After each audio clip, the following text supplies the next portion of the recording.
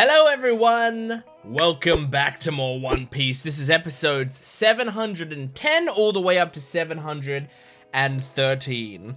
So, look, it's gonna be a busy month. Like, I'm recording this on, it is currently the 7th of January, 2025. So, I was looking at my schedule today, and I was thinking, like, I've been saying I wanted to do more One Piece videos soon, and then I was looking at my schedule and I was like, I don't know where I'm gonna fit that because there's so much other stuff going on. Like right now I'm doing a lot of seasonal anime. There's one day of the week actually where I have 3 seasonal anime on the same day for my main channel, and the day after that I have a One Piece video. So there's like there's a lot of stuff to do on some of these days, but I'm saying this in advance and we're gonna see if I'm able to do this, but I'm saying it to try to hold myself somewhat accountable, and that is I'm gonna try to do a few extra One Piece videos throughout this month that, you know, I otherwise wouldn't have done. I'm gonna try. I'm just going to attempt to. So my plan is, if I can do it, I do 2 extra One Piece videos this month for my Patreon account, and in terms of edited ones for my YouTube channel, maybe one more, maybe 2, but maybe 1, you know. I'm not sure, but all I'm saying is I was doing some planning today, and if things go to plan and I can somehow squeeze in these extra videos, then I think we're basically finishing Dressrosa at the start of February, on my Patreon account, that is. So all of this to say, if you're watching this on YouTube and you're not a member, you're just watching it at the time it normally comes out, then I think we'll probably be relatively close to finishing Dressrosa on my Patreon account, if I can do all of those extra videos. But it does kind of shock me how much of Dressrosa we actually do have left. Like when I was putting I was planning out the videos, all I know is Dressrosa ends on 746, and I was planning the videos, I was like, man, we are like, it's basically 1, 2, 3, 4, 5, 6, 7, 8, 9, 10 videos away, essentially. And some of those videos are extra length I've got planned, to make sure that it falls on at the right time. So like 10 videos is quite a lot of episodes. So yeah, it kind of shocks me how far away that is. I wonder, like, is that just because of slow pacing, or is it genuinely like there's a lot of shit that's gonna happen in this time? It could be either one. Oda does like to, the further you get into an arc, like to when you get towards the end, he likes to throw in this stuff that you just weren't even thinking could be possible. And like, you know, this arc may be no exception to that.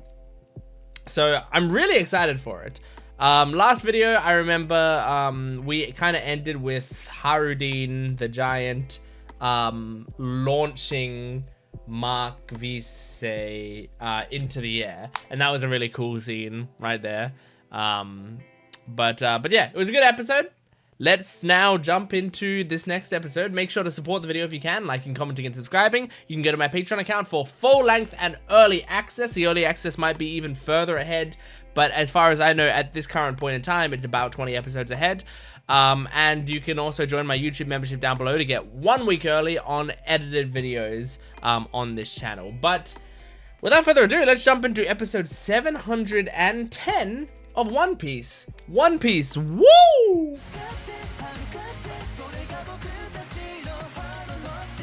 Okay, recap Rubik's. If you're new to this channel, this is the recap Rubik's. It's a Rubik's Cube that I do while the recap is going on, and my goal is to beat the recap. Here we go.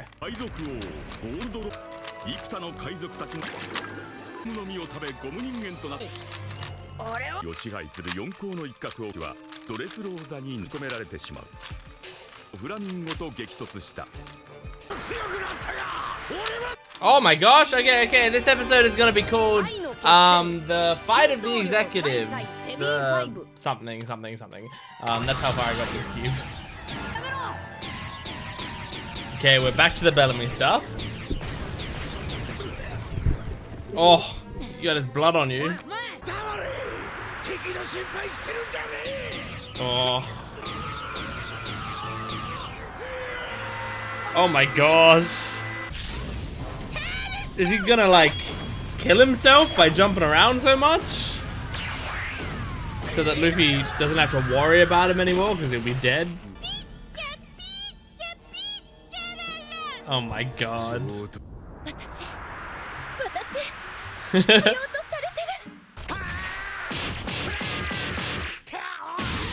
Oh, nice! Good hit. Oh, even better hit.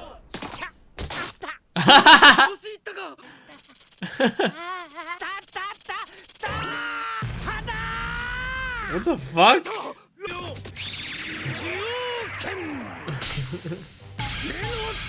I jab straight. I see stiff shoulder.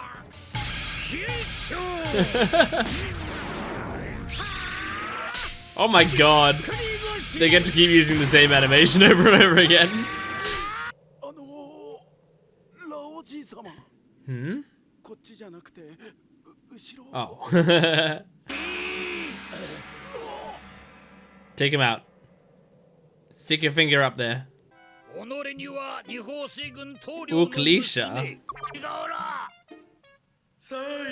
Ah, great.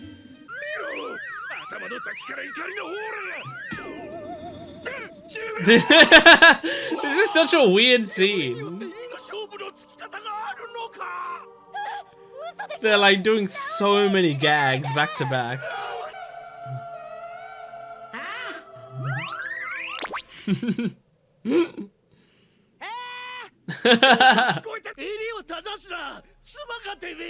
How much of this was in the manga? I gotta see. I gotta look up the manga later.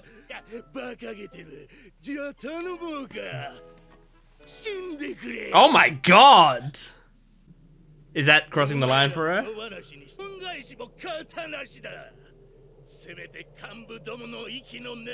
What's her reaction to it? Oh. Oh my god! Oh my god!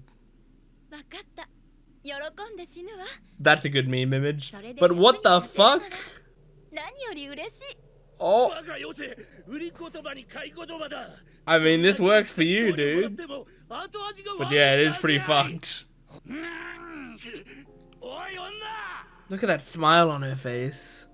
She's not a tramp, she's a lady. Oh my god, that's so dark. That's so dark. Is this why she wants to feel needed? Like, she was like a nuisance since she was born? Oh god. Oh, this is depressing. Yeah, this would be why she needs to feel needed. Of course her simping comes from deep-seated trauma. That's fucking depressing.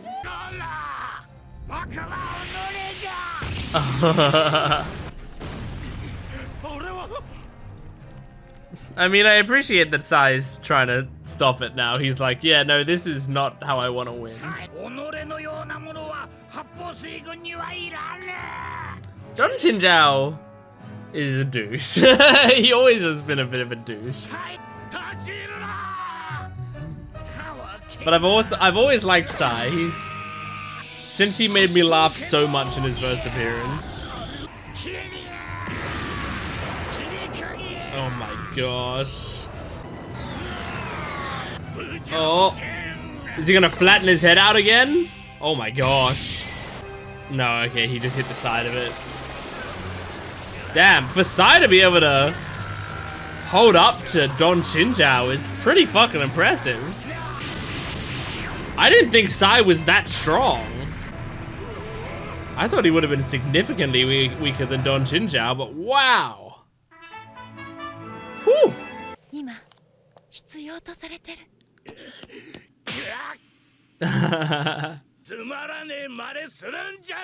Funny thing is, you can't make her drop the gun. You just have to. Like, it's a hand, you know. You can't disarm this woman. I mean, there's a part of me that's shipping Sai and Baby 5 now, even though I think Baby 5 is Sanji's perfect woman. But that's never gonna happen.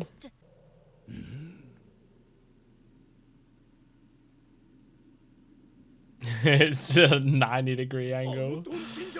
Oh.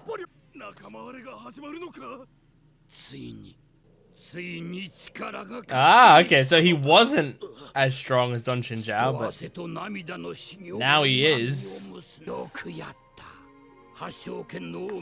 Hashoken technique.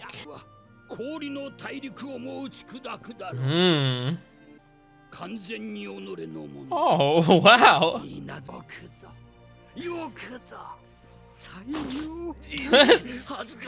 Very nice. There you go. Oh, Seal of G. Look at his fucking muscles. What? He's saved his muscles?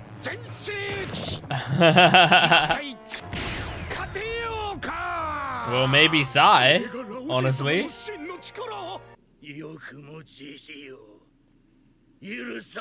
Oh boy. Oh! Oh! With one finger. Oh, okay. There's a real fight going on now.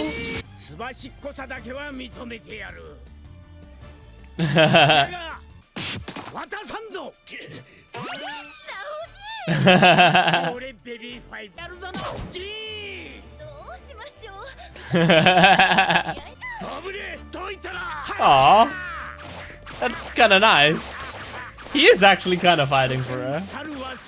Look how happy she is. That's a sad way to describe her. But she's happy about it, of course. Only person in the world who would be satisfied with saying, someone saying, is there anyone in the world who's as convenient as her? Oh my god, this is so Dragon Ball, I imagine. I haven't actually fully watched Dragon Ball, but it seemed like it. Jesus! Oh my god! Oh, oh my gosh! They're like giving it some real animation. Oh, oh my god! Jeez! What a way to go out.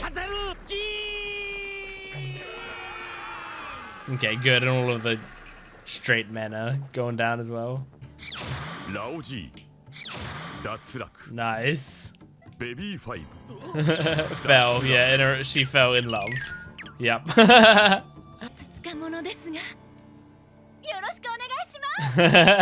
Okay, so after that episode, I had to go and see the manga of how it went, because like I was so curious at the start of the episode because there were like so many gags back to back to back, and I was like, I wonder how many of these gags are in the manga and how many of them are anime original.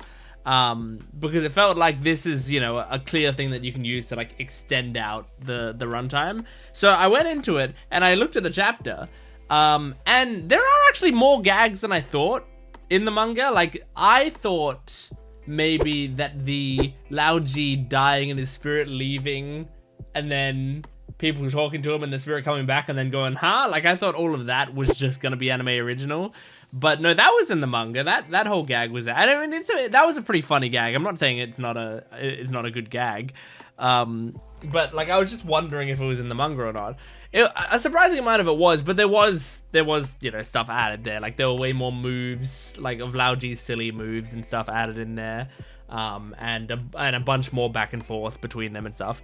But like also surprisingly, the battle at the end between Sai and Laoji is much shorter in the manga, but like I actually didn't mind that. Like the at the end there when Sai and Laoji were fighting one-on-one, and it was like Sai was like dodging a bunch of Laoji's moves, and you were seeing how quick he was moving across everything and stuff. That was pretty cool, and like that seems like that was, you know, a lot of that was added, like there was more added to the anime. But it's like, if you're gonna add stuff to the anime to pad runtime, that's a good place to do it, I think, is to like add in cool fight scene bits, you know? Like, not just add in like bits in the fight scenes where they're like, you know, just going and doing nothing or whatever, but like to be able to show, you know, Laoji like going after him, and every hit that he does creates like a crater somewhere, and it's like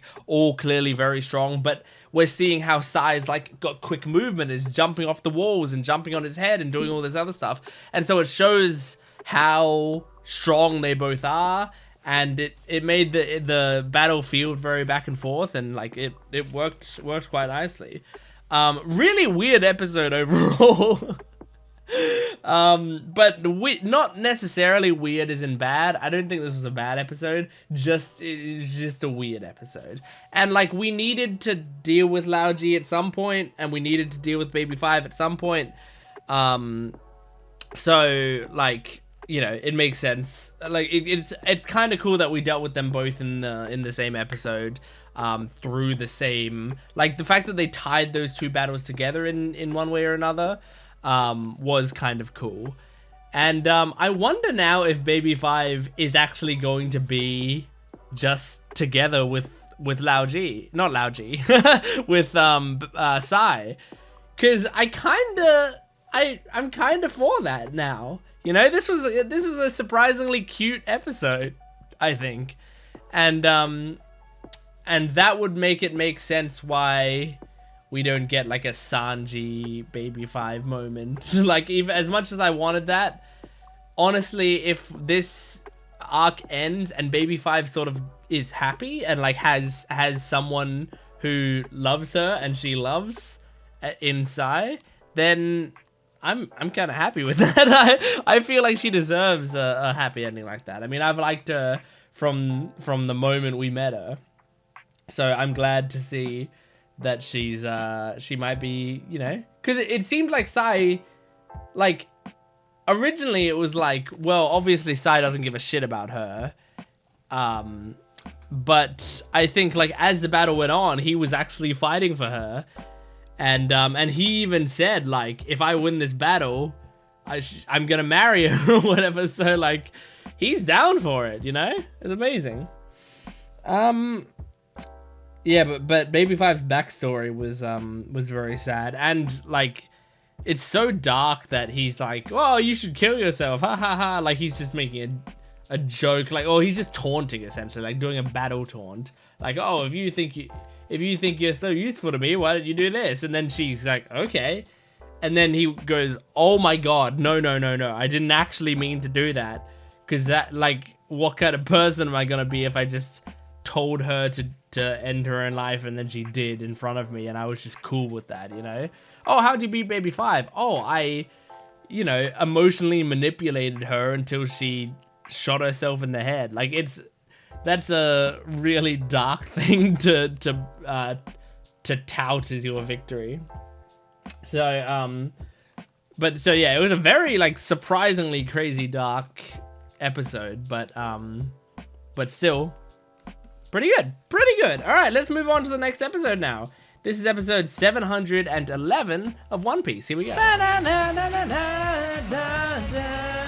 Okay, recap Rubik's. Here we go.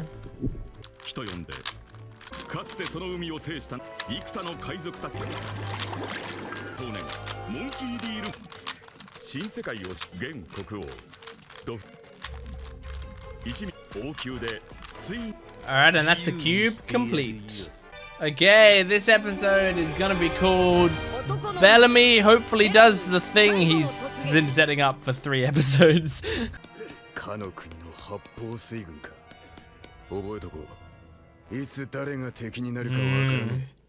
Smart.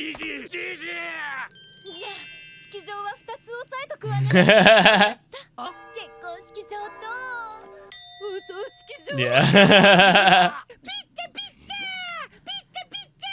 Are we making progress in this battle or no?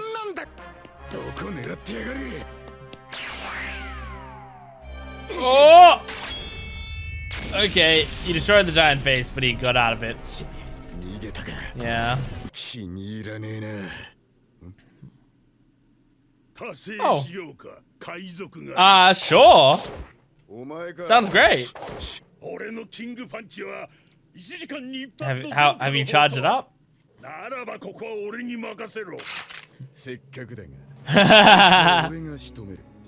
Thank you, but no thank you.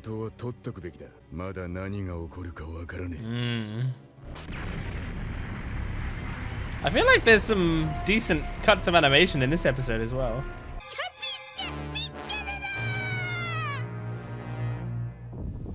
Okay, well, at least we did actually make some progress in that battle, so. Back to the Diamante.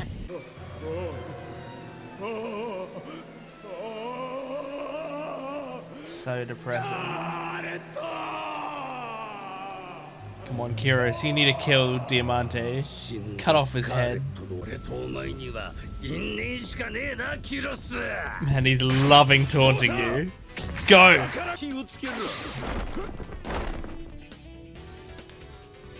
Oh, is she gonna do something? Come on, Rebecca. Dodge and block. Oh. Looks like she was in defense position. Like she might have... Didn't mean to bring in Yu-Gi-Oh terminology. But it looks like she might have blocked it herself. Oh. Shit, man. I don't like that Rebecca's a bit of a liability here.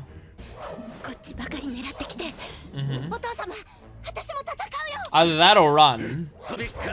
I mean, fighting might just distract Kyros more. You might have to run, get out of there. Man, what a dick. Aww. He regrets teaching her to fight so much.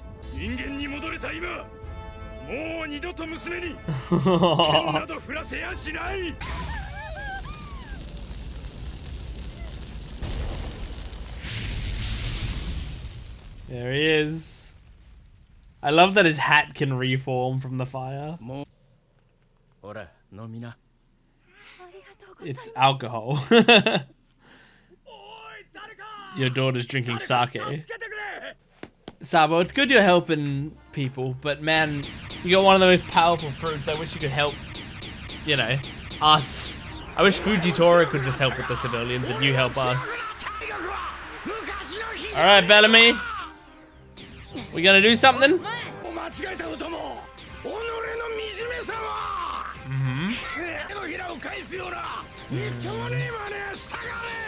Okay. Damn. So he's... What, so you're gonna fight Luffy, but like for your own pride? Huh. Interesting. This is an interesting bit of character work.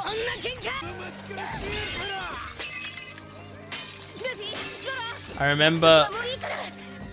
remember this scene so well because of the fact that so many people commenting disagreed with me on this scene. Just stand there and I'll fuck you up. Oh. Oh, instinctively did the haki. Oh god, and Law's still just one-armed. How are you gonna unsheath your sword? You've got an arm. Oh.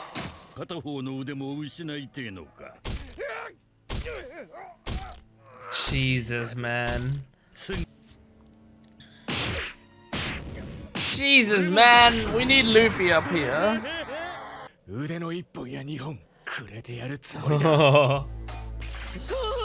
Oh, he pulled off the sheath. Oh. Oh, shit. Wow. What a cool move. He's really sacrificing himself for this. Oh. Jeez.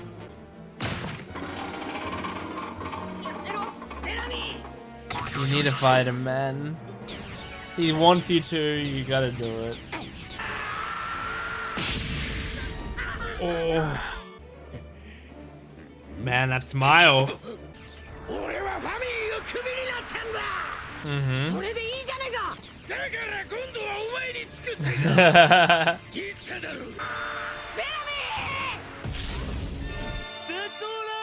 I'm trying to like compose my thoughts about Bellamy's character stuff right now. No matter what, I think it's good writing. I'm just trying to think of my opinion of him. Cavendish, I hope you can just fuck Gladius up. Maybe, you know, what if you awaken your serial killer inside you? Oh my god. Oh my god. Jeez, man.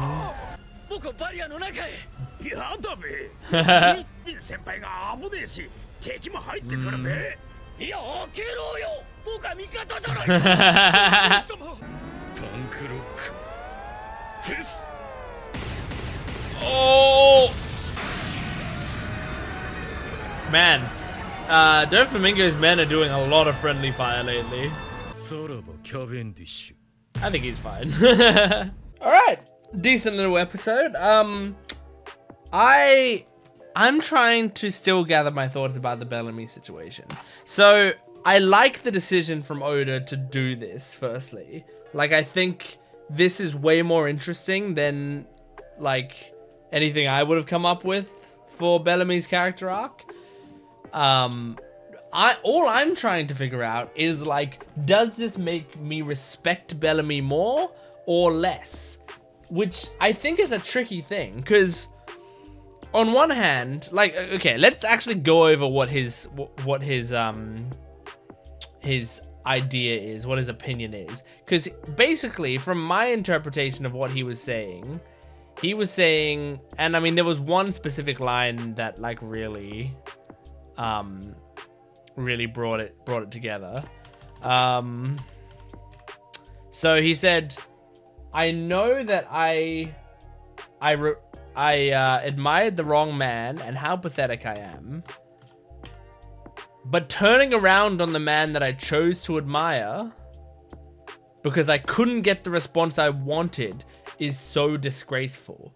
So he was going after Doflamingo's approval, and he respected him and looked up to him and dedicated a large part of his life to him, knowing the risks, knowing that Doflamingo isn't definitely going to accept him. Like, he was just going for it, you know? If he then goes, okay, Doflamingo, like, you know, now can you accept me? And Doflamingo goes, no, I don't accept you, you're a loser. He's, what Bellamy is saying is, like, if I'm gonna turn around and because he did that, go, alright, well, he's my greatest enemy and I'm gonna get revenge on him for what he did or whatever, like, that's kind of pathetic. That's what he's saying. And I kind of see where he's coming from, especially, like, if you think of, like, if you make a comparison between it and, like, a relationship, you know? If you have some sort of, like, if you have feelings for someone and you really like them and you start to admire them more and more, you start to, you know, look up to the way that they do things, who you love the way that they look, the way that they dress, you love talking to them, and you gather up the courage to finally one day ask them, you know, tell them how you feel and ask if they feel the same way or whatever. If they reject you, and then you turn around and go, well, you're a bitch anyway. Like, that is pathetic, you know? Like, that's a pathetic way to handle rejection.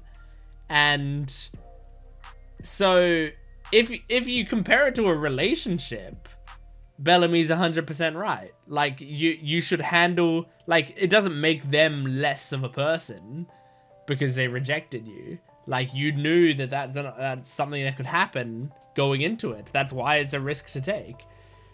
Now, the difference here is that Doflamingo is quite literally a warlord. Like, he's a warlord in terms of, like, he's got the title of warlord, but also he's an actual, like, warlord, right? So, like, he's a murderer. He's a horrible dictator. Like, that's the difference. So, like, hating him, you can hate him for other reasons, but the thing is, Bellamy, I think, knows deep down in his heart, I wouldn't be hating him for those reasons. All I would be doing is getting petty revenge on him. And as, like, a man of my word and a man of my honor, that's not the sort of person I want to be. And then there was a line that I really liked later, that he said, which is, where is it? Oh, I can't remember where exactly he said the line. Maybe it's here. I guess I'll just, like, have it up for you guys so you can see me skipping through it. Yeah, so Luffy says, Mingo betrayed you, and he said, so I should side with you now? Like, that's, I really like that as well. It's like Luffy saying, like, what the fuck is wrong with you? Like, Doflamingo's a bad guy. Like, Doflamingo's your enemy. And Bellamy's saying, well, you're my enemy. Like, you've always been my enemy. From the moment we met, we fought in that bar. From the moment we met, like, I was angry at you and I attacked you. You attacked me back. You, like, later on, like, destroyed me, destroyed my reputation. You defeated me. Like, you're my enemy. Doflamingo turned me down, but he's someone I admired. You are the person who was actually my enemy. And even though I think Bellamy respects Luffy and actually likes him now, he still just knows deep down in his heart the person he wants to be isn't the sort of person that would turn down this fight. And that would, like, just go, okay, actually, I'm going to work with the person who I was fighting with, you know, just up until a week ago. I'm going to just team up with him to take down the person who rejected me. Like, he doesn't want to be that sort of person. So, all of that to say, I love the writing decision, and I think it's really, really consistent with Bellamy's character. Now, what does it make me think about Bellamy as a person? He's shitty. I think that's what I've come to, because, like, when you take away all of that, you know, you take away the beautiful dressing of, like, how consistent that character motivation is, and we, like, just drill down to, like, but the actual action itself, that's a bad action to do. Like, Law is up there fighting with Doflamingo. Doflamingo has many, like, so many people held hostage and all of that. Like, this in fighting Luffy right now, you are assisting Doflamingo to do horrible atrocities. You are helping him. Like, it's even though you're not actually, you know, up there fighting with him or whatever, and even though that's not necessarily why you're fighting Luffy, to stop him from getting to Doflamingo, you know the situation, so you are helping him. It's in the same way that, like, when and now I'm not American, okay? People sometimes think I'm American just because they see I'm white and which, you know, I'm only half white actually, but people see visually I'm white, right? And then a lot of people, you know, when you're just, like, a Western white person, they see you and I don't have a British accent, they think, oh, well, he's American. But I'm Australian, which you'd be able to pick up if you know an Australian accent. Even though I think my Australian accent's a little more subtle than some Australians, but still. The reason I'm saying that I'm saying that I'm not American is because I'm about to use American election like a metaphor, a comparison, but like with the American election, like especially the most recent one, where it's like Donald Trump versus Kamala Harris, and like a big thing was you either vote for Kamala Harris or you were voting for Donald Trump in a way. Like, like no matter if you vote for a third party or if you don't vote, or if you vote for Donald Trump, all three of those are considered votes for Donald Trump because he has a sort of rabid, like unthinking fan base that like are just going to no matter what, you know, go in there and vote for him because they want to rise up against the system because of all of their anger or whatever that's built up over the past few years. So so when you actively aren't voting for Kamala Harris, like even if you don't fully believe in the things that Kamala Harris believes in, or you didn't like, you know, completely connect with things that she did or said, or like her policies or whatever, it is basically like you either vote for her or you are inherently voting for Donald Trump, you know? So in that same sort of vein, I think Bellamy in this situation, even though he's not trying to necessarily help Doflamingo, he is helping Doflamingo. And he knows that what he's doing is helping him, and it's doing horrible things. So all of this to say, Oda, awesome job writing this. This is a really, really well thought out character motivation, and I really, really like it as a writing decision in this story. Brilliant, so good. But if I'm talking to the fictional character of Bellamy, he is being a piece of shit. Even though I understand why your motivations are the way that they are, and I respect where it's coming from, but it's a bad thing to do. So so it's interesting that they still made Bellamy a villain in a way while also giving him redemption. That's a hard thing to do with writing, I think, but they did it. Really cool. I also just like that that Zoro told the king to save his king punch because we don't know what's coming up. Excuse me. So I wonder, like, that's a Chekhov's gun if I've ever seen one. You know, they set it up right there. Like, Oda could have just gone like, yeah, I'm going to use a King's Punch now, and then he uses the King's Punch on Pika and, like, exposes him, and then Zoro gets to kill him a little faster or whatever. But Oda went, nope, I'm not using it yet, so get ready. So I wonder what he's going to use it on. Like, I feel like he's going to use it to, like, expose some huge thing that Luffy can take advantage of. You know, like, at some point where it feels like everything's kind of doomed. Like, maybe he'd use it to take out Trebol or something, you know? Like, something pretty major. I don't know. Anyway, that's episode 711. Let's move on to the next episode. This is episode 712 of One Piece. Here we go. Okay, recap Rubik's. Here we go.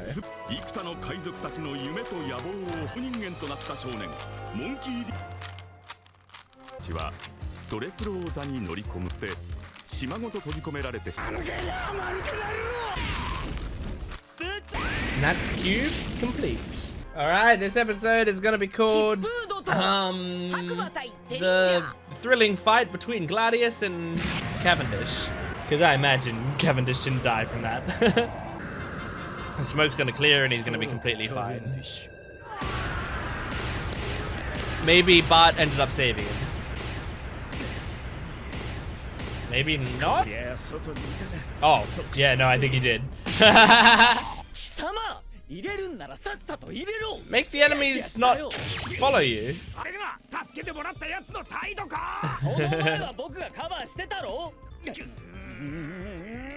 I think Bart's in the right on this one. He played it right.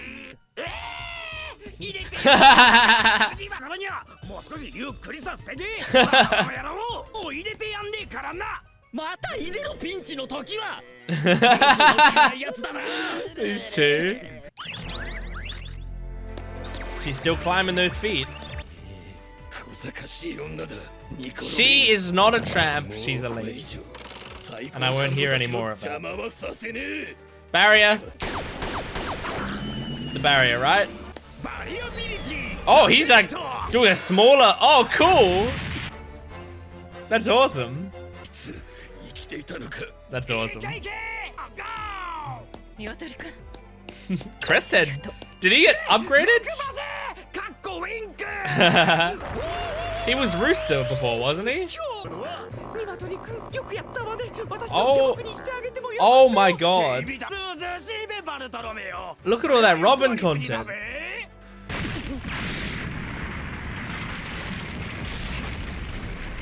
Oh my god. Oh my god. He's like a fucking bulldozer. Yeah, nice. Your eye gesture.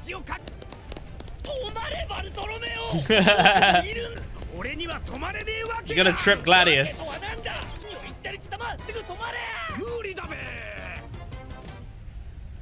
Oh, I forgot about Dellinger.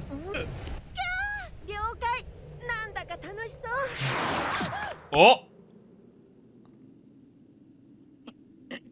Hell yeah, dude!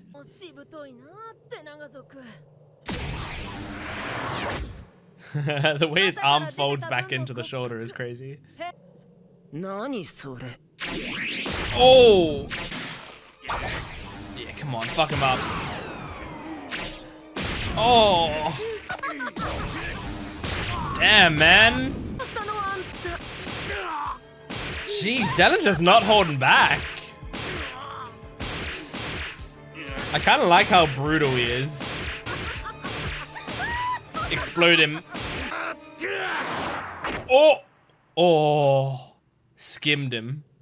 Broke the hat.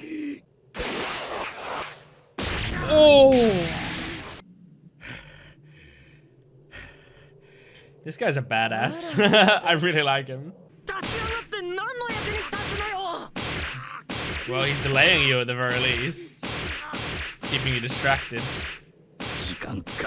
Yeah. Because you're sadistic. Oh! Tore off his entire hat? That's a cool hat. Why do you do that? Oh, God. Oh! What the fuck is going on? Oh! Oh! Jesus! God damn, man! What the fuck was that?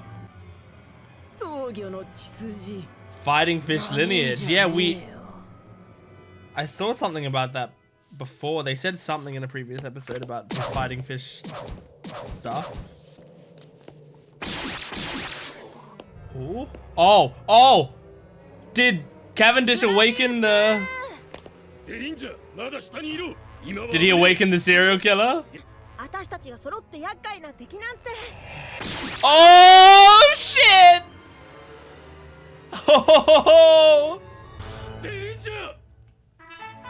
That's sick. That was a Chopper intro. Are we gonna see Chopper? I'd love to get an update on what's happening with Nami's group. But of course we're not. Oh yeah. Do it again. Slash him again. I would love if Cavendish can just dispose of these two within this one sequence. It'd be very satisfying to me. How easily he can take them down. The aura. The illustrations are uncomfortable. Oh! Holy shit! Is he done? Is he done for? Now get Gladius. This is great. Thank goodness you're behind the barrier. Oh god. Stay behind the barrier.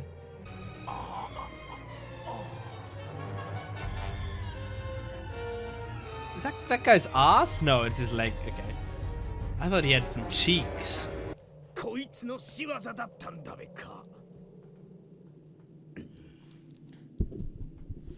Come on. You gotta take out Gladius. Vendish. Oh yeah, he tried to get it. You gotta stay in that barrier. The face is terrifying. Oh lord. No, come on, Gladius is out of the barrier. You can get him. Don't taunt him, please. Oh my god, don't taunt him, please.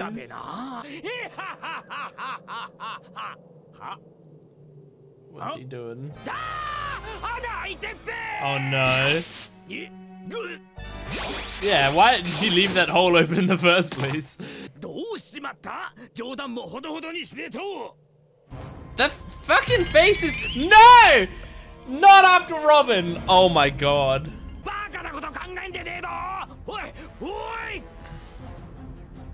Shit, man. He's probably gonna take out Bart, honestly. Oh. Robin, look out! Shit! Shit! Oh! Oh! Yes, Robin! Oh! Yes! Oh, this music. Look at that satisfied face. I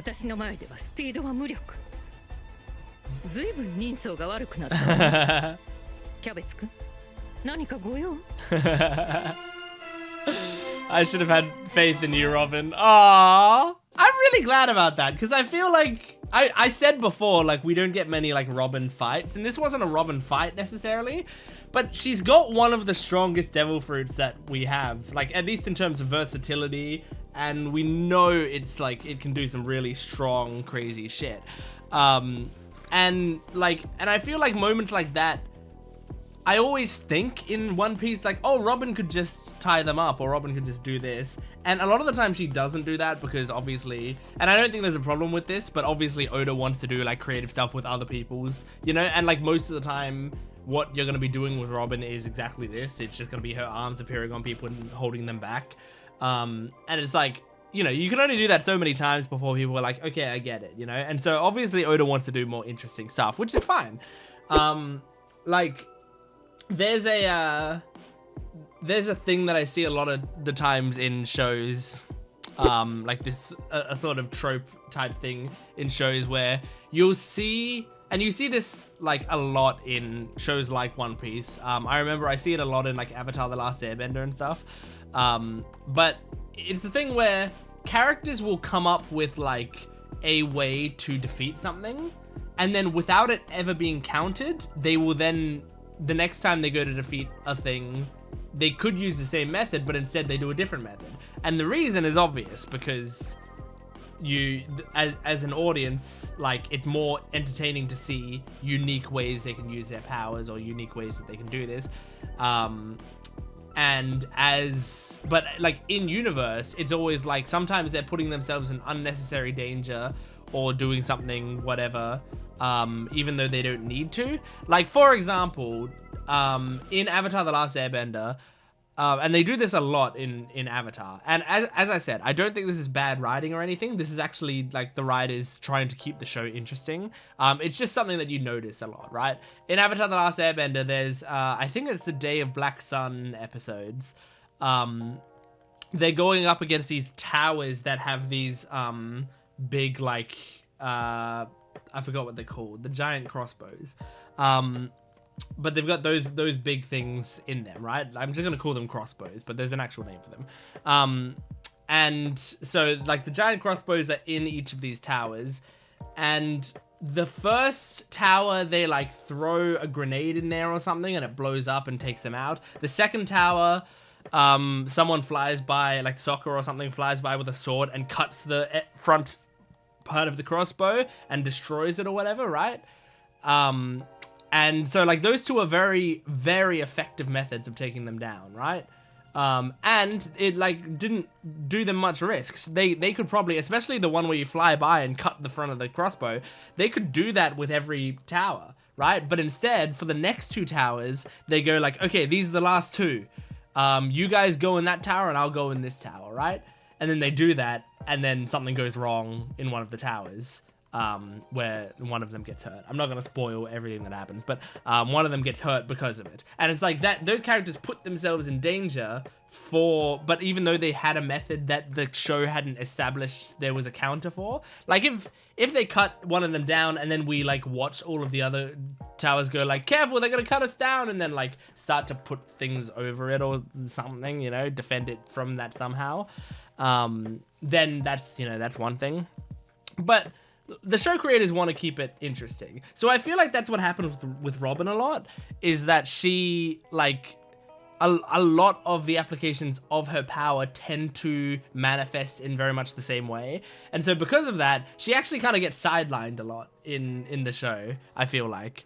But it also kind of works for Robin's character that that's the case. She's a very low-key character. And it's what's brilliant about her character, honestly, that she doesn't draw attention and that she's just got this immaculate vibe that I don't know if any other character quite matches the vibe that Nico Robin matches, you know? Like, to me, like, I love Nami. There's a million characters like Nami, you know? There's a lot of characters, honestly, like Luffy. Not necessarily developed in the same as strongly as Luffy, but there's a lot of characters like Luffy, like Luffy's character type, you know? There's a lot of characters like Zoro, you know, badass fighter, whatever. There's a lot of characters like Sanji, but I feel like Nico Robin has a particularly unique personality that you really don't see that often, especially not in anime, I feel like. It's because anime as a whole is a very heightened medium, and Robin is kind of the antithesis of that. She's not a heightened character at all. She's a very casual, comforting character. That's why I'm very excited for the live action Robin, because like live action, like all of the characters in the live action are very chill versions of their anime counterparts, obviously, because it's live action. If they try to do it too exaggerated or do it like the anime, it's gonna be bad. Like they made the perfect decisions for each live action character, I think. And so like, you know, some people will be like, why isn't, you know, Zoro as goofy as he is in the anime or whatever? But it's like, it works more for the live action that he's more consistent and doesn't have those cartoonish like jumps between being very angry and very animated and also being like, oh, I'm gonna kill you.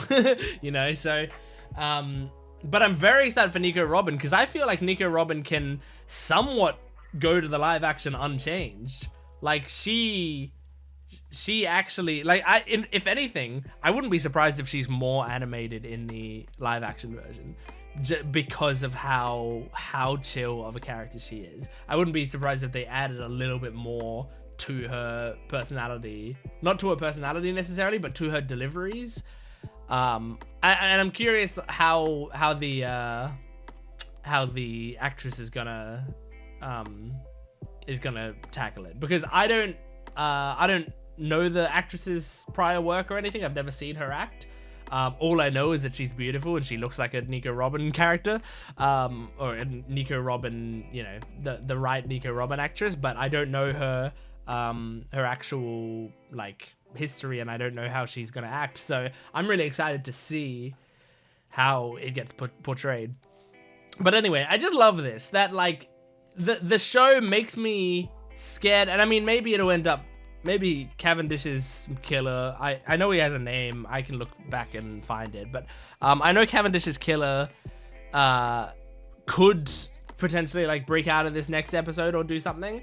But like, if he doesn't, and I kind of hope he doesn't, because I like this moment of like, we're thinking constantly like, okay, Nico Robin's running and Bart is protecting Nico Robin. That's the thing. And then there's this one point where Bart can't protect Nico Robin, but it's almost like snapping us back into like reminding the audience, hey, you guys know this is Nico Robin, right? Like, she is a badass. She's amazing. She can handle it. She'll be fine. And I really kind of like that, because it's like, Bart defending her, it makes me feel like Bart defending her isn't saying that she's weak enough, she needs to be defended by Bart, but rather it's saying that she would like to be able to get to where she needs to go undistracted. So Bart being there to defend her is purely to save her time, essentially, so that she doesn't have to focus on using her powers to defend herself while climbing. So yeah, it's just, I just really liked that part of the episode. That was so good. This episode overall was very fun. I really liked it. I liked the Cavendish and Bart dynamic that they had in this episode as well. That was very fun. I also kind of like, you know, like, Bartolomeo has a, like, when we first found out he was a Straw Hat simp, I remember saying in the discussions, like, I hope that, like, that this one joke now isn't his entire character. I hope that we can still have the Bart that we knew beforehand, as well as this simp version of him. And I feel like I'm pretty satisfied with it. I don't feel like the simp nature, like, it's like 80 to 90% of his character, but like, I feel like they also give him enough personality outside of that. Especially, I love that they gave him those moments with Cavendish, because that, to me, feels like that's a good way to give him something else other than simping over the Straw Hats. And I mean, even though, like, I might, hang on, I want to go to that shot that has all of the Nico Robin pictures in it. Like, when Bart is thinking about Nico Robin. Oh my god, my Crunchyroll's not loading the thing. Hold on. Okay, so this shot, right, where we get like a lot of Nico Robin. I'm just like looking at all the pictures, because it's kind of nice to just see. I like how she's like in the same, like, this is like a Bart fantasy shot, right? And yet in the Bart fantasy shot, Nico Robin has that same expression in each picture, which I think is really nice. Like, obviously there are things here that, like, you know, obviously we got, you know, the big side boob. Can you even see my mouse right now? Hold on. Okay. Obviously you have like the big side boob here. Obviously you have like a lot of legs. You're almost upskirting her here. Like, the you know, you got the cleavage from above here. This one's like entirely leg, essentially. Like, this is a cool shot of her, whatever, but they put center frame her thighs. Like, obviously this is like a classic, you know, we're sexualizing her in Bart's mind shot, right? Which I'm not saying is bad. I don't care about that. But like, with that being said, what I like is that in all of these shots, like, a lot of the time when you do that sort of thing, you will have, like, I feel like you would draw Nico Robin having like a really flirty, seductive face, and she's like, you know, she's being like not Nico Robin. Like, think about when Boa Hancock thinks about Luffy, right? And Luffy looks completely different. He's got like the fucking shoujo eyes, and he's talking completely different or whatever. But this is what Bart's idea of Robin is, which to me really emphasizes that he's an actual Straw Hat fan. Like, he understands what is good about Robin. Like, he knows this lack of expression is what we like about Robin, and that's what he likes about her as well. And so it's like, he's not creating a fantasy of her that's so far off what she actually is. Instead, this is like legitimately Nico Robin, just if you're looking at her from different angles, you know? Like, it's still focused on the sexualizing of it, which is, you know, classic. But I mean, to be fair, since post time skip, this is actually how Robin is. Like, she is sexualized more often. But anyway, the reason I was saying this is, like, other than the line, "You can be my slave if you want," right? Other than that, I genuinely do think something fun about this is that this is Bart, like, he's there a lot of the time. You have the simp characters that are simping over a woman or whatever, right? So like, if you think of, you know, every time Sanji thinks about this stuff or whatever, but what I like is that he's simping from a place of being a major fan rather than simping on her because she's hot. Do you know what I mean? Like, I think that's a fun distinction, and I think that there's a definite line there. Like, he doesn't necessarily love Nico Robin because she's got big boobs and is beautiful and whatever, right? He loves Nico Robin because Nico Robin is the badass from the Straw Hats. Now, obviously, there's attraction there. Like, it's still, he's still thinking about how attractive she is, and like, because like, and like, is still, you know, very excited about the fact that, you know, she's complimenting him and is probably having sexual thoughts about her, but it's coming from a different place. It's like, I like that the origin of it is fandom rather than femdom. Anyway, so yeah, that's just like a very small thing that I like. Like, I like this a little more than your average, like, perv moment, essentially, that anime has, because at least this one, I feel like it's a bit more unique and it's not doing the same joke that every anime in the past 40 years has done, you know? So, yeah, let's move into the next episode and the last episode we're doing in this video, which is wild because I feel like I just started this video, but that's because I recorded most of the video yesterday. So yeah, this is gonna be a short session for me, but episode 713 of One Piece. Here we go. Hey, let's go. Okay, recap Rubik's. Here we go.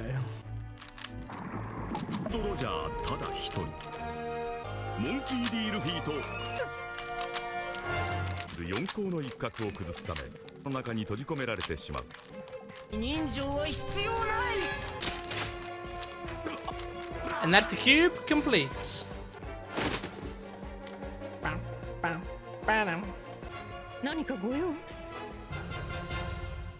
Okay, this episode is going to be called Bartolomeo vs. Gladius, the fucking important battle. I'm terrible at names. On the spot. I'm terrible at names on the spot. Yeah, just drop him from here. Make him crack his head open on the concrete.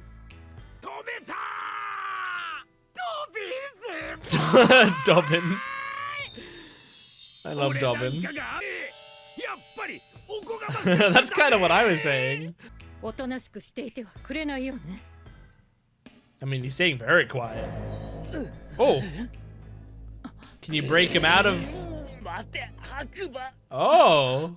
He can break himself out by the sounds of it. And Hakuba, that's the name of the series. Okay, he's free. You should drop him anyway. Uh-oh, is he coming out again? Oh, jeez. Oh, now he's talking. Is this the first time we've heard Hakuba talk?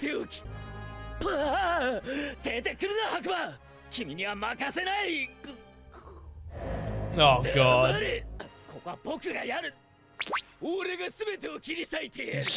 Jesus. Just drop him.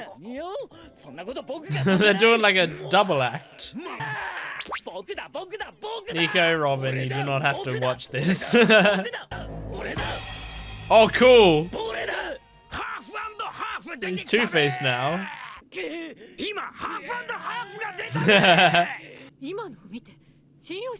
Yeah.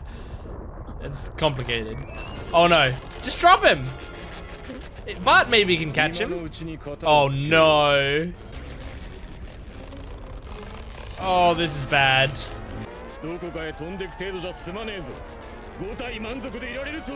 One Piece?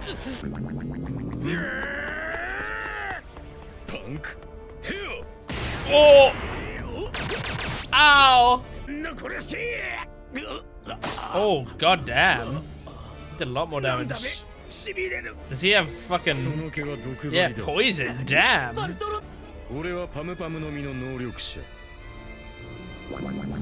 Oh! Oh my god.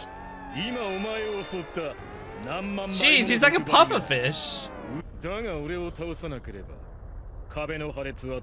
That sucks. You gotta cover him in a barrier, like put it around him. Robin's your priority. Of course.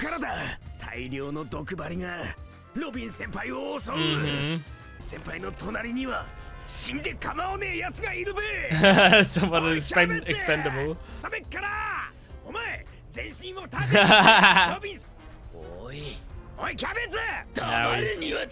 Yeah. Oh. Damn, man, he's doing all this with poison flowing through his veins now. Oh, yeah, see? That's what I'm saying. I guess he has to have himself within the barrier. Oh, well, he has to take him down. My god, he's gonna take the whole fucking thing. Oh! He'll take the whole brunt of it. Oh! Oh! Damn, man, and he's keeping his finger crossed. That's pretty badass. Hell yeah, Bart. Cool. Oh no. Is he up? That didn't kill him or even take him down. Oh. Damn. That makes sense. It would be tough.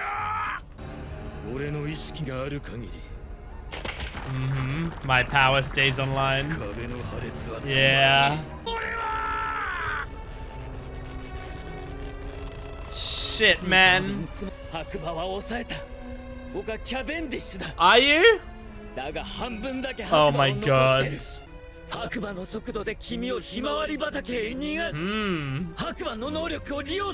Oh, interesting. I don't know. Just do it. Just do it. You gotta. That's the only option right now. Oh god. Did they do it? Did Cavendish Hakuba get her? Oh, I like the... Yeah, the barrier defending them. The barrier, you know, defended Gladius as well, which is sad. Completely fine! Hell yeah! Oh, he grabbed the sword? That's badass! That's so cool! Awesome! This whole storyline's kind of cool, I like it.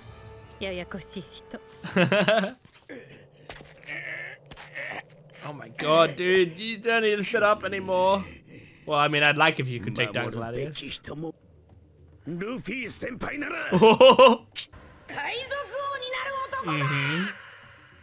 He was about to be executed and he still got saved. He still got out of that situation.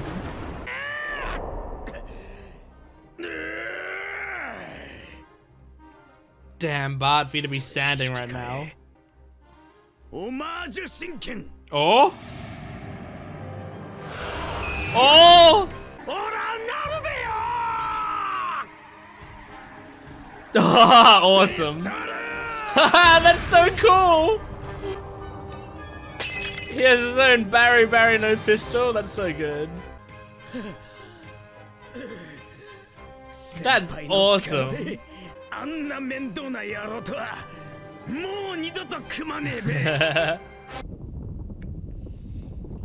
So now Robin's made it up here, right? Yes! Oh my gosh! Whoa! That's so cool! She's not a trap, she's a lady. Oh, I love this. That's so great. These episodes were a lot of fun. I really liked these ones with the whole Bart, Cavendish, Robin, like that. This stuff was great. They were, first of all, it was just like solid. It was characters that I liked and it was fights that I found interesting. And like on top of that, it was like the show was just showing them, like we were just seeing it all instead of like cutting away constantly or showing us like little bits. And like I felt like, you know, like I didn't feel like these episodes were dragging it, or I didn't feel like they were purely stalling for time or anything. Like these were solid. I really liked these. And I mean, it helps that it's like a big focus of these episodes were Robin, and I love Robin so much. So I'm probably a bit biased, but you know, like it's still, I still think the episodes were just like really well done. Yeah, I mean, I like Bart, like everything that Bart was doing in these episodes. The whole like creating the barrier around him and what's his name? Gladius. So that he can like sacrifice himself essentially to take him down, and then that doesn't quite work. So Cavendish uses Hakuba's power to save Robin. Like that's really cool. I really liked the shot of like we see them going up there, and then Cavendish has like grabbed the sword to stop Hakuba from killing Robin. I like that scene was really cool. I mean, I can find it, but you know what I'm talking about. It's not worth finding it. But yeah, that sequence is very cool. Like I mean, I always do kind of like scenes where someone injures themselves to stop themselves from doing something or to defend someone, or you know, whenever there's those scenes where someone's like, oh, he stabbed himself so that the pain stopped him from doing this, like that. Those scenes I kind of always like. I always find them very fun and interesting, and it's good characters. So yeah, I liked that part of the episode. I liked Bart like forcing himself to stand back up because that's what Luffy would do, and then using his own Bari no pistol to take him out, whereas like he basically just used Luffy's move but with his own power. I really like that as well. It's just so fun. I mean, and by Luffy's own move, I mean he just punched him. But you know, there's a specific wind up that Luffy does that he was copying. Like most people don't do that when they're punching. You can just go bam, you know. But he specifically did the Luffy wind up, and then like the Luffy wind up is specifically because Luffy needs to do that to like stretch his power back, and then when it comes back like a slingshot and it has more power.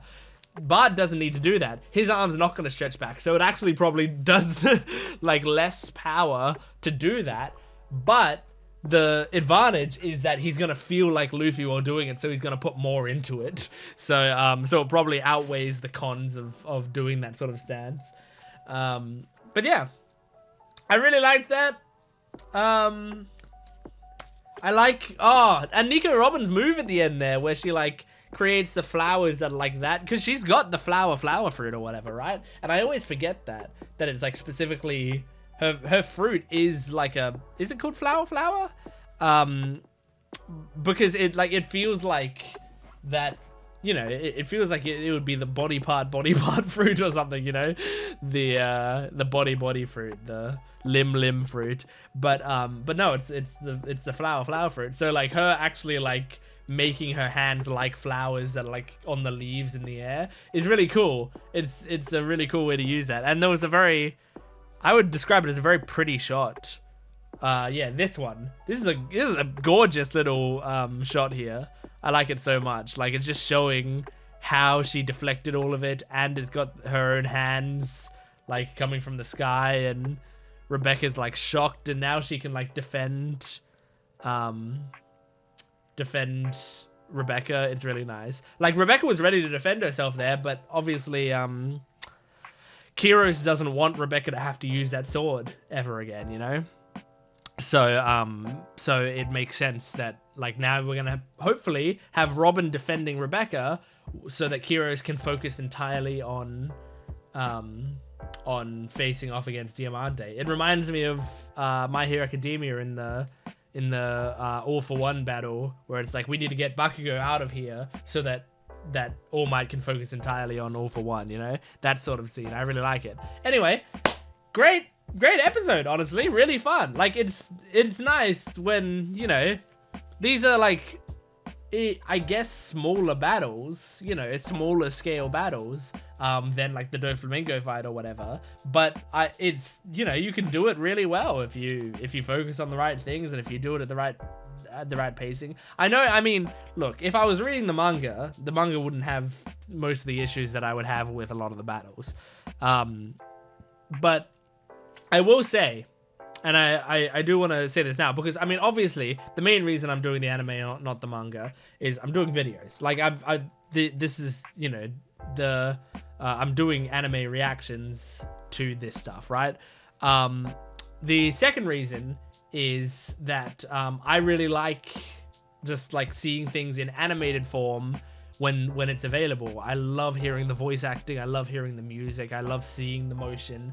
All of that adds so much to the experience, and the color, even though there is some like colored versions of One Piece out there as well, but you know, seeing the color is all very useful as well.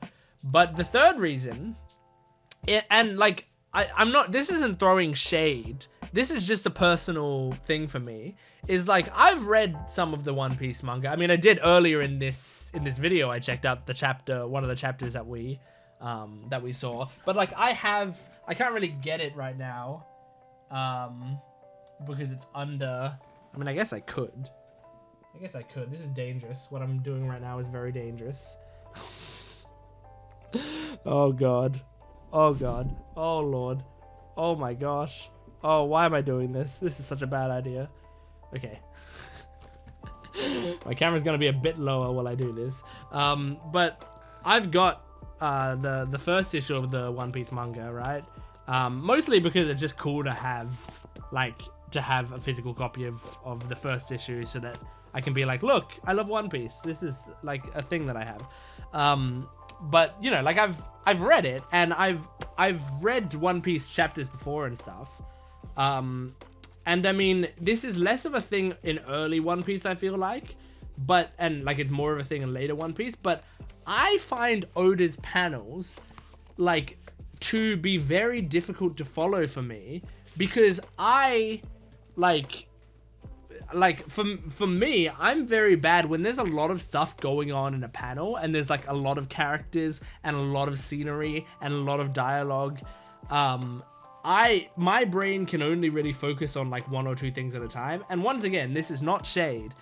Oda, it's a particular style that Oda does, and it works really well for this sort of story. He needs all of that space. He needs all of that dialogue and all of these things all in one panel, right?